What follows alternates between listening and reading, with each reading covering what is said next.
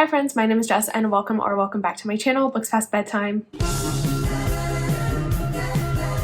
Today I'm going to be talking through my March TBR. Now there are so many books I want to get to in March. I think I have 20 books on my list, which is achievable because I did read 20 books in January, so I'm crossing my fingers, hoping I can get through all of these, but we'll see. So one of the reasons why I have so many books on my March TBR is that I did not finish my February TBR by like a lot. So a lot of these books are going to carry over from last month. So I'm just going to run through those pretty quickly since I already talked about them a little bit more in depth last month in my February TBR. So yeah, the first of which, probably most importantly, The Poppy War by R.F. Kuang. This is our fantasy series book club pick it's actually for February, but our live show is on March 13th. So if you haven't picked it up yet, like me, you still have time to read it before the live show. This book is not my typical read, but I've heard nothing but good things about it. So I do have a good feeling that I'm going to enjoy it, even though I think it will also devastate me. This is a fantasy story, but it's also inspired by historical elements. And we're following our main character Rin, who tests into this like elite military academy, but no one was expecting her to because she's like a orphaned, impoverished girl. The world's kind of trying to beat her down, but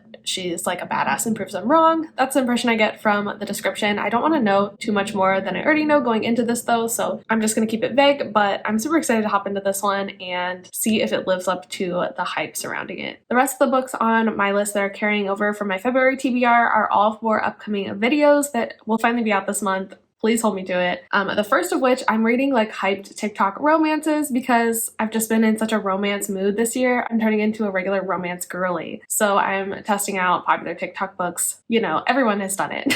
This is not a new concept. For that video, I of course have to pick up the quintessential TikTok romance book, It Ends With Us by Colleen Hoover. I have actually started this one. I'm on page like 200, so I'm decently into it. Started off a little rough, not gonna lie. The writing in this one, not great during the first 25%, but then it starts to get better and I'm starting to see why people love it. So hopefully the end will just blow me away and will make me cry like everyone says it will. If you didn't know, this is a story following our main character, Lily. Lily is a 20-something girl. She owns this flower shop in Boston and she meets this guy named Ryle. Ryle is like a doctor who doesn't do relationships, but he's really drawn to Lily, so they decide to kind of start something and see where it goes. But then there's also this other guy from Lily's past. He was like her first love. His name is Atlas, and he comes back into her life as well around this time, and I think she's kind of conflicted about the two. I think this also deals with abusive relationships. Now that I'm more into it, I am liking it, so we will see where it goes. I'm so excited to see if this one is as good as everyone says it is.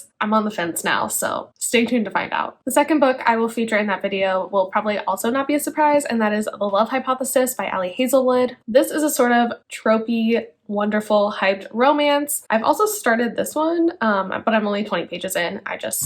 It was the book I had at work the other day. But basically in this one, we're following our main character, Olive. Olive is a grad student, and she's very like quirky and flighty, as many romance heroines are. She can't help getting herself into ridiculous situations, and this most recent one is when she kisses this notoriously grumpy professor randomly in the hallway because her friend is walking by and she's trying to convince her friend that she's dating someone because her friend is interested in Olive's ex-boyfriend. So it's a very like wacky, quirky situation, but I think they get into some kind of fake dating arrangement and it's Grumpy Sunshine, as I kind of said before. So I've heard this is wonderfully tropey and fan fiction-esque, and I think it actually is fan fiction, or was previously. I'm super excited for this one. I have a good feeling about it. I don't know why I wouldn't like it. So definitely gonna finally get to this one this month. And the last book that I'm planning to read for that video is The Spanish Love Deception by Elena Armas. This book was super hyped on Book Talk when it first came out, and then I started seeing some mixed reviews, but so many of my friends absolutely love this book that I have a good feeling about it. I don't think they would steer me wrong. This book is another fake dating situation, and it's also a workplace romance, also enemies to lovers, I think. So this story follows our main character, Catalina. She really needs a date to her sister's wedding in Spain, and I think she's talking about this with a coworker when this other coworker she hates overhears. His name is Aaron, and he like for some reason offers to be her date, and she's like, I thought we hated each other, but he also agrees to be your fake date.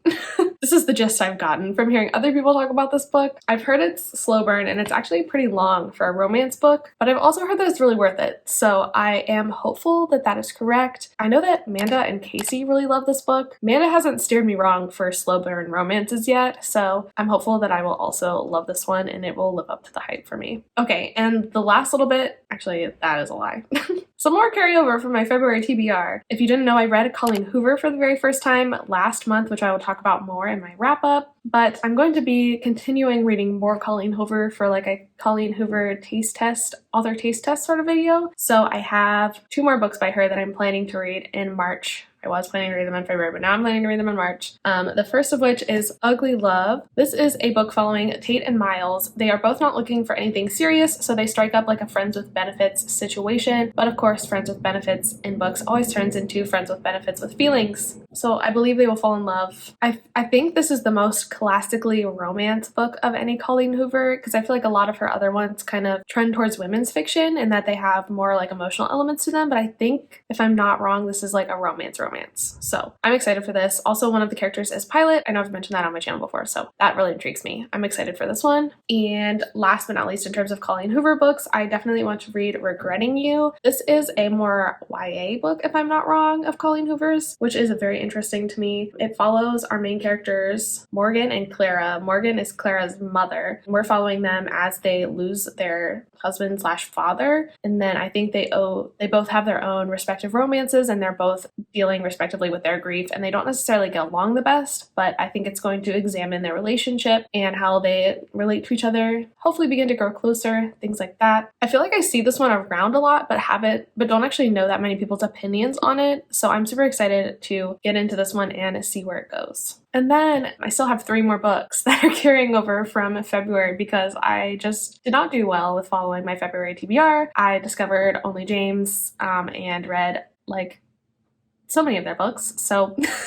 but we're gonna get back on track in March. So the last 3 books that are carrying over from February, number 1 is Delilah Green Doesn't Care by Ashley Herring Blake. I'm so upset with myself that I didn't read this last month because I am so excited for this.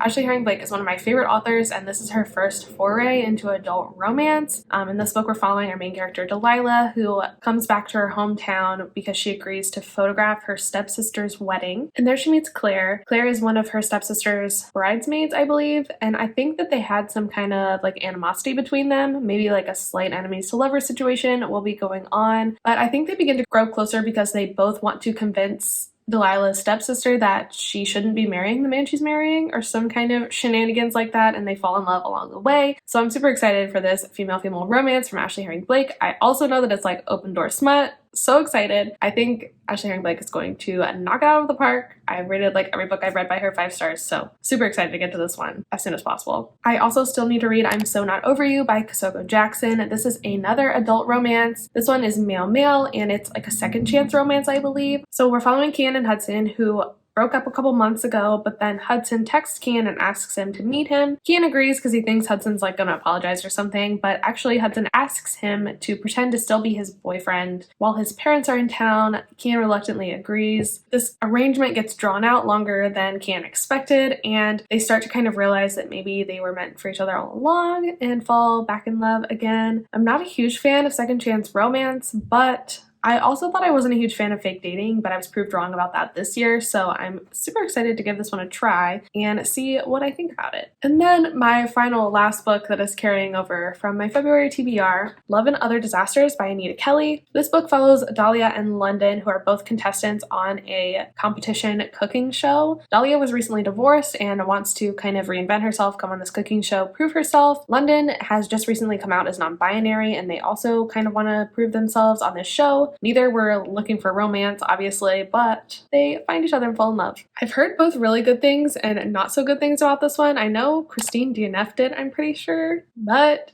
honestly, it sounds right up my alley, so I'm so excited for this one, and I hope that I love it. Okay, so moving on from the summary of my February TBR that has moved on into March, my next category of books that I need to tackle in March is my seemingly never-ending list of library holds that all came in at the same time. As you can see here, I have a total of 8 books currently checked out from the library, so I am definitely going to try and get through those to the best of my ability. A lot of these are also books that I have on NetGalley, which will be helpful because one of my goals this year is to get my feedback ratio back up as high as I possibly can so that I can actually like request books that I'm excited about. That will be helpful. So the first of these books is Like Other Girls by Britta London. In this book, we're following Mara. Mara is kind of in trouble. She's been suspended from the basketball team for the time being because she punched this other girl. So in order to make it back on the basketball team this upcoming season, her coach says she has to play some kind of team sport in the fall. She decides that she wants to try out for the football team, even though that's not typically done. This kind of sets off a chain of events as she lives in a really small conservative town. A lot of other girls in the school see this as a political statement. They want to join the football team as well, but Mara is not a girl's girl and she doesn't like this. She's not like other girls. But I think she like comes to learn about gender and sexuality, and I think she has a romance with one of the other girls. I think it's the one that she punched, but I'm not totally sure. So I think there's like an enemies to lovers female-female romance going on, which is fun. Queer YA contemporary, right up my alley. Super excited to finally pick this one up. Another hold I have from the library is The Sea is Salt and So Am I by Cassandra Hart. This is a very difficult book for me to explain. I really don't know what it's about. I know that it's YA. I also believe that it's magical realism. At least that's kind of what it sounds like. I'm just gonna read you the description, okay? West Finch is one hurricane away from falling into the sea. Yet 16-year-old Harlow Prout is determined to save her small Maine hometown. If only she could stop getting in her own way and find anyone willing to help. But her best friend, Ellis McQueen, fixes problems by running away from them, including his broken relationship with his twin brother, Tommy. And Tommy's depression has hit a new low, so he's not up for fixing anything. In the wake of the town's latest devastating storm, Tommy goes out for a swim that he doesn't intend to survive. It's his unexpected return that sets into motion a sea change between these three teens. One that tests old loyalties, sparks new romance, and uncovers painful secrets, and nothing stays secret in West Finch for long. So maybe it's just a hard-hitting contemporary? I don't know. It sounds interesting, and I have it on NetGalley, so I need to read it.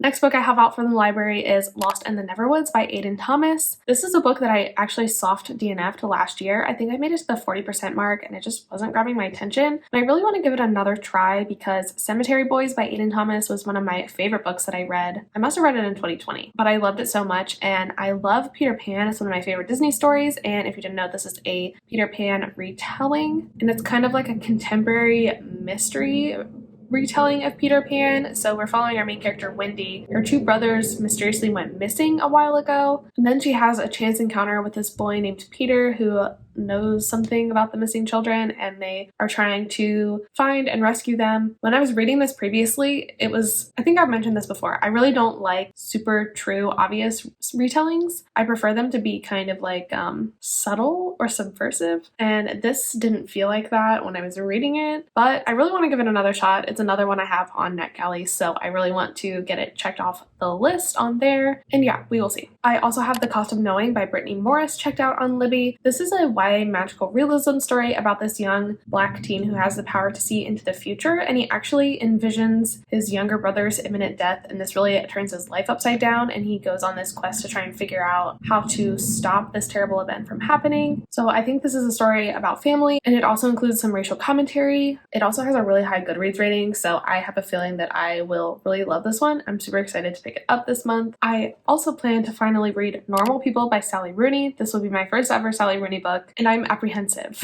In this book, we're following Connell and Marianne. I believe this follows their toxic relationship throughout high school and college. They both are like opposite people, but they have this connection and they keep coming back to one another, but they also just don't communicate with each other about what they need from one another, and it just spirals into this mess. That's what I understand. I know this book is so loved, so I am apprehensive that it won't live up to any kind of expectations I have, but I do want to finally read it and be in the know.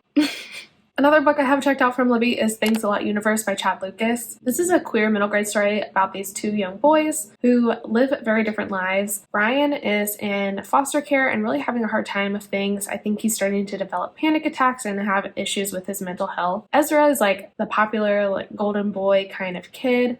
He's friends with everyone, including Brian, and they start to get really close and develop this really important friendship and bond. But I think some bad things start to happen in Brian's life, and Ezra really wants to be there for him, but he doesn't doesn't know how. The description of this one really gives me Ashley Herring Blake vibes, particularly her like middle grade stories. I can see this one really falling in line with those. Those are some of my favorite books of all time. So I'm really hopeful for this one. I think it will be really good. I can't imagine I won't like it. So I'm super excited to read this one as well this month. The next book I have is May the Best Man Win by Z.R. Eller. This book follows Jeremy, who recently came out as transgender, and he doesn't want to come out quietly. He wants to come out with a bang. So he is determined to win the title of Homecoming King this year. In the running is his ex-boyfriend that he broke up with last summer. So they kind of get into this knockdown, drag out fight for the Homecoming King title. And I think it's kind of a second chance romance kind of deal where they fall for each other again. I'm apprehensive about this one though as well because it has some pretty low Goodreads ratings. It's a 3.39 average rating on Goodreads, which I tend to avoid things that are like below 3.75, not gonna lie, but this one is one that I have on NetGalley, so I want to read it for that reason. I've also heard that although this beautiful cover exists, that this book is actually kind of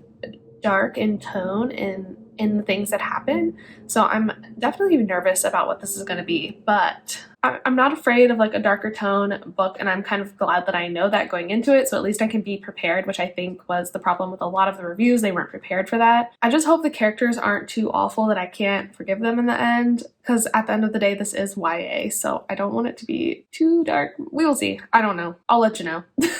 And then the final book that I have checked out from the library right now is Real Life by Brandon Taylor. I don't really know how to explain this book, so I'm going to read you the description again. I'm sorry. So the description says, almost everything about Wallace is at odds with the Midwestern university town where he is working uneasily toward a biochem degree. An introverted young man from Alabama, black and queer, he has left behind his family without escaping the long shadows of his childhood. For reasons of self-preservation, Wallace has enforced a wary distance even within his own circle of friends, some dating each other, some dating women, some feigning straightness. But over the course of a late summer weekend, a series of confrontations with colleagues and an unexpected encounter with ostensibly straight white classmate conspire to fracture his defenses while exposing long-hidden currents of hostility and desire within their community. This is apparently a dark academia book that I think looks at race and class and sexuality, so I'm super excited for this one. A lot of my friends have given it really high reviews, and I think I will really enjoy it. So yes, those are all of the books that I have checked out from the library right now that I'm hoping to get through in March. I know that my hold for Conversations with Friends by Sally Rooney is also coming close, so it might pop in there during March. I don't know if I will get to all of these, much less another book, so we'll see, but that's also a possibility. All right, and then this month I also really want to participate in the Sugar and Spice Book Club that is hosted by my bestest friend Amanda. And this month they're reading Hook, Line, and Sinker by Tessa Bailey. This is an adult romance book. I don't actually know what it's about. Let me look it up. So this is the second book in the Bellinger Sisters series, and it follows Fox and Hannah. Fox is a fisherman with a reputation for being a playboy, and Hannah is like one of the only girls that's immune to his charms, so they become really good friends.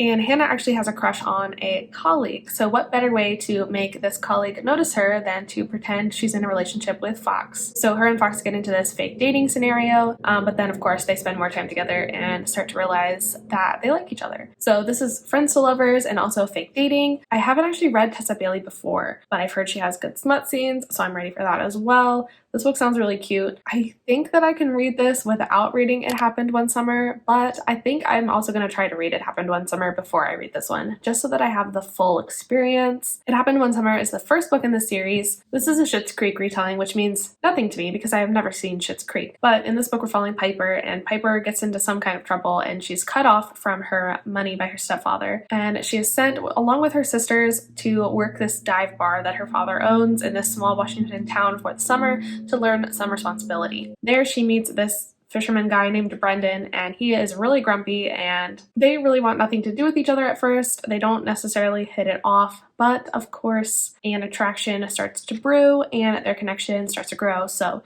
I think it's kind of like Grumpy Sunshine, slight enemies to lovers, or like a bad first impression kind of thing. But I've heard nothing but good things about this book. Everyone loves it, so I am super excited that I will finally be getting to it this month. And then the final book on my March TBR is a random one, and that is Master of Mayhem by Saxon James. This is the second book in her Frat Wars series. I read the first book, I think in December, and I fucking loved it. So I'm so excited for this book. It comes out on March 23rd, and I will be reading it immediately. I just read the description.